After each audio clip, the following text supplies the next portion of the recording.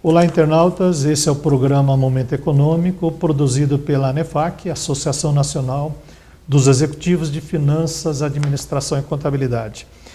E dando continuidade, o nosso tema de hoje é sobre arte, porque é uma atividade empresarial como outra, é uma atividade que ela existe no mundo todo, existe há muitos séculos, é lógico que sofrendo mutações e evoluções, enfim, coisas que normal na evolução.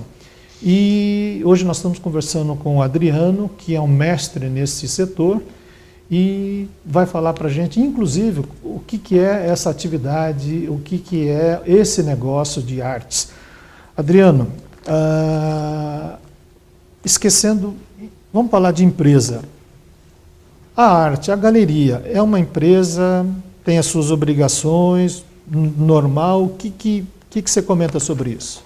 Olha, assim, a galeria é igual a qualquer outra empresa. A gente emite nota, a gente paga imposto, o artista paga imposto, eu compro e vendo produto, nossos valores de impostos variam de acordo com a faturação, como qualquer outra empresa. Eu acho que assim, existe um mito do artista que é uma pessoa que tem uma dificuldade de se relacionar com dinheiro, que tem uma dificuldade... Isso não é só o artista não, muita gente tem. Isso, na verdade, hoje em dia já não é verdade, né? Porque o artista sério, que produz seriamente, ele tem uma empresa, ele é uma pessoa física, e uma pessoa jurídica ao mesmo tempo. Então, ele também emite nota, ele também paga os seus impostos, como os agentes de arte, os marchands. Então, assim, como a gente trabalha com um bem muito pouco mensurável, né, que é a criatividade, que é a produção artística, isso acaba sendo menos monótono que uma empresa que fica emitindo nota todo dia de coisas que é muito mais fácil. Não é uma produção que você liga a máquina e ela faz. Nem um pouco, né? Assim, é muito mais fluido e muito mais divertido, eu, no meu caso, como galerista, do que uma empresa que você está vendendo, sei lá... Eu acho que esse deve ser industrializado, não é? O charme de quem está nesse negócio, né? Bom, então todo mundo, independente do que for, a contabilidade, as obrigações fiscais, tudo aquilo que as empresas têm, eles também têm. Diferencia no produto que eles têm, que é uma coisa diferente e até difícil de entender. Eu posso confessar que muita gente não entende. Como é que você avalia aqui no Brasil, Adriano, nos últimos tempos, nos últimos anos, esse mercado? É um mercado que cresceu, o brasileiro está olhando mais, essa crise afetou. Como é que você vê em todo esse tempo que você está militando no setor, você sente uma evolução? Qual é a sua avaliação? A crise definitivamente afetou não só no mercado de arte, como em vários outros mercados do país. Então, assim, isso é um fato no país inteiro, independente que tipo de empresa que você tem. Muita gente teve que se readaptar, se reformular, mas no mercado da arte a gente vê a crise também de uma maneira positiva, porque peneira, né? Então, o produto que você tem acesso durante a crise, as pessoas escolhem melhor, não vende mais gato por lebre, né? Então você tem também o lado bom e o ruim de uma crise econômica como essa. Eu acho que mudou muito o perfil do comprador e também o artista, a maneira dele produzir na crise também mudou.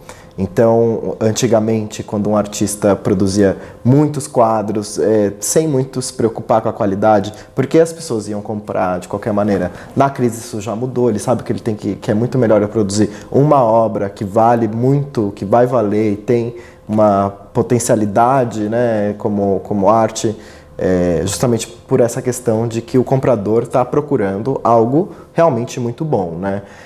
Eu acho que o brasileiro começou a consumir cultura antes de arte.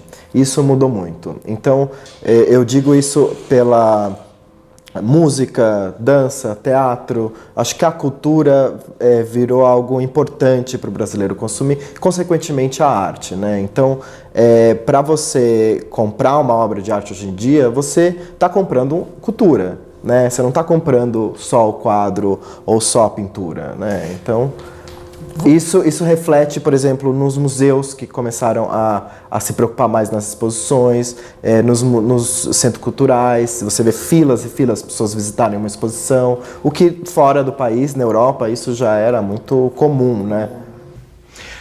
Adriano, você falou bastante sobre o perfil seu de profissional e outros, e também do artista, né? Fala um pouquinho do perfil do comprador. Quem é esse comprador? É uma pessoa que tem que entender de arte, ele gosta, ele vai por paixão, por conhecimento, as duas coisas ao mesmo tempo. Quem é que procura? Por exemplo, em outro negócio, você faz um determinado alimento, então você consulta a tendência de consumo do seu mercado, classe A, B, C, enfim, as empresas fazem isso daí. E até mais fácil, né? Quem come feijão, quem come carne, alface, por aí vai. Mas arte é uma coisa que não é nem tangível, né? Qual é o perfil do comprador de arte, do investidor? Como é que você vai até ele ou como é que ele vem até você? A gente também tem tendências no mercado. Você também consegue mensurar o que está valendo mais hoje, o que vai valer mais amanhã, mas eu acho que a grande diferenciação do mercado da arte para os outros mercados é essa questão da intuição, do amor pela obra. Então eu falo muito para amigos que querem começar a colecionar que o melhor negócio que você vai fazer é quando você compra uma obra e não quer vender depois. Esse é o melhor negócio, porque aquilo te tocou, aquilo é uma obra, é um objeto de cultura. Então aí você entende que você está lidando com cultura e não só com um quadro. Então, só que a grande questão aqui é que a gente precisa... quem faz o melhor dos melhores negócios é quem prevê de antemão o artista que vai ser o novo artista mais importante da tendência daqui para frente. E isso vai muito de estudo, de saber com quem você fala, de visitar a exposição, de conhecer o que está acontecendo, justamente para você não entrar numa roubada. Então, o perfil do comprador de arte mudou. Então, a gente tem... existem duas questões que muitas vezes são confundidas. Tem o colecionador e tem o comprador de obras, né, de quadros. Quem coleciona não quer vender. Você coleciona para você, para os seus filhos, né? Você não vai querer vender sua coleção. Deixa eu fazer um comentário. Algum tempo atrás, a gente lidando com crises, dívidas, e o empresário ele estava quebrado e vendendo os seus bens. E aí nós vimos que ele tinha uma coleção de obras de arte, né? Valiosa. E você não vai vender, não, isso não. Ele estava vendendo o carro, vendendo tudo, acho que vendeu até a sogra, mas aquela coleção pode até ser que ele iria vender, mas ele ia deixar por último. Então o que você falou, que aquela que você compra e não quer vender, é verdade. É o melhor negócio. Ele ia proteger aquela coleção a todo custo. Porque faz parte da sua vida, porque a grande diferenciação do mercado da arte para os outros é que a gente está lidando com a vida, né? Com documentos da sua vida. Então você compra aquele quadro, você tem tem um valor agregado ali que é mais emocional. Então você tem vários exemplos que eu posso dizer de quadros que você pensa como produto e valoriza. A própria Beatriz Milhazes. Eu tenho uma cliente que há 15 anos atrás comprou uma obra da Beatriz por $1.500, pagou em 12 vezes. 15 anos depois a obra estava valendo mais de R$1 milhão. A mesma obra. Então ela preveu isso de antemão e ela não vendeu por R$1 milhão. Ainda ela tem o quadro. Não porque ela acha que isso vai valorizar mais, porque ela tem esse apego por essa obra. Ela pode vender o carro, pode vender a casa, né? Mas o quadro ela não vai vender. Eu coleciono e as obras que eu não quero vender são as obras que as pessoas mais querem comprar. Justamente por isso, é esse valor agregado no trabalho que é o que faz esse mercado ser muito mais específico. Você acha correto a afirmação de que esse mercado, lógico, do lado de quem está na sua atividade tem que ser bem profissional, mas o mercado comprador, ele não é um mercado de curioso, de amador, é um mercado, primeiro, que quem tem poder aquisitivo e também de quem tem essa sensibilidade, essa cultura para a compra. Essa afirmação é correta? É esse mesmo o mercado comprador? Não é para amador e curioso? Eu acho que isso vai de encontro com o que eu falei agora há pouco sobre o comprador e o colecionador. Eu acho que o colecionador, ele não é amador porque ele conhece o que ele está comprando, ele acompanha o artista, ele compra várias obras do mesmo artista, independente do valor, independente de vai valorizar, sem querer vender, enfim. E tem o comprador, que é a pessoa que... esse é um perfil do colecionador que surgiu há uns 5, 6 anos atrás. Agora, eu acho que pela crise está um pouco mais assustado, mas ele ainda existe. Que é uma classe social que não chega a ser um novo rico, mas são pessoas mais jovens que viajam o mundo, que conhecem, que não compra o quadro porque acha que fica bonito no sofá, compra porque a obra diz alguma coisa para ele, que é relevante para a vida dele, que vai mudar o dia a dia dele, e é um cara que compra um valor mais mediano, não compra coisas tão caras, porque existe sim no Brasil uma obra que não é tão cara assim, então isso também é um outro mito que existe no mercado, que tudo é muito caro, tudo é muito inacessível, e isso já não é mais verdade. Você tem um leque de oportunidades de tanto valor quanto mídia, quanto artista, que você pode ser um amador e acabar sabendo investir, pagando em várias parcelas. Então tem também o mercado profissionalizou muito nos últimos anos aqui no Brasil, justamente para atender uma demanda nova de consumidores de cultura, não só de arte, mas de cultura. Agora, Adriano, uma pergunta bastante atual e bem delicada.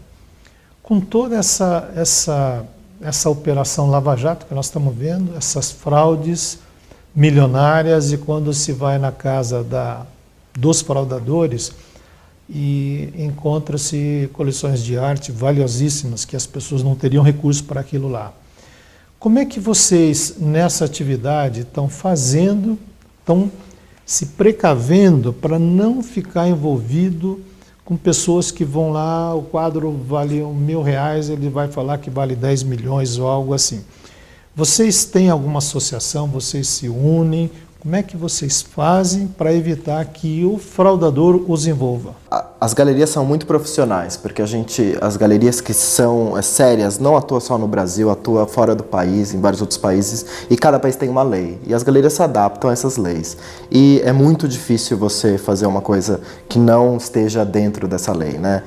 Tem a associação ABACT, que é a Associação de Galerias, que hoje em dia tem em torno de 45 galerias brasileiras, 50% delas são de São Paulo. Existem muito mais do que essas que não são da ABACT, mas essa associação tem, que a ABACT tem uma parceria com a Apex, que investe nessa exportação do produto da arte brasileira para fora, e o IFAM, que controla o patrimônio cultural, por isso que eu falo muito de cultura aqui, além de arte, e o IFAM tem uma portaria nova, uma lei que é justamente para tentar controlar essas questões e manter isso mais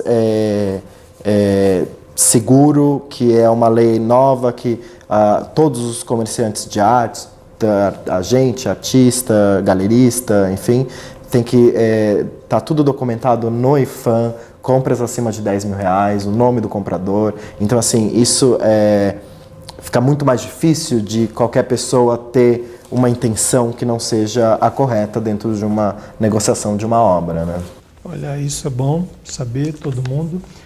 Para encerrar, qual é a sua perspectiva desse mercado aqui no futuro? Você ainda vê a crise mais um pouquinho? Você acha que está melhorando? Qual é a sua visão? Olha, eu tô ouvindo que a crise está melhorando há muitos anos. Então, assim, só que o mercado da arte é um mercado que a gente pensa a médio e longo prazo, né? Então, a obra de arte, ela prevê o que vai acontecer daqui para frente. Então, eu acho que isso é uma coisa ao nosso favor para lidar com a crise. Eu acho que, assim, todo mundo consome cultura, as pessoas não vão parar de consumir cultura, não vão parar de consumir arte. Obviamente, nos últimos anos, a gente conseguiu construir um mercado internacional forte, que é o que hoje em dia ajuda muito, mas o mercado local, os meus clientes continuam comprando, com crise ou sem crise, porque eles acreditam no trabalho do artista que eles compram e os valores... agora é o momento de comprar arte, porque os valores não estão absurdos, as pessoas estão mais realistas, então eu acho que agora é o momento de você adquirir uma obra de arte. É bom ouvir alguém... Melhor investimento. Alguém está otimista assim com toda essa crise. Nós estamos encerrando o programa hoje. Tivemos aqui com o Adriano Casanova falando de arte, sobre esse mercado, é um mercado que movimenta. E vocês podem participar do nosso evento da ANEFAC. Acesse o nosso site www.anefac.com.br. Obrigado a todos.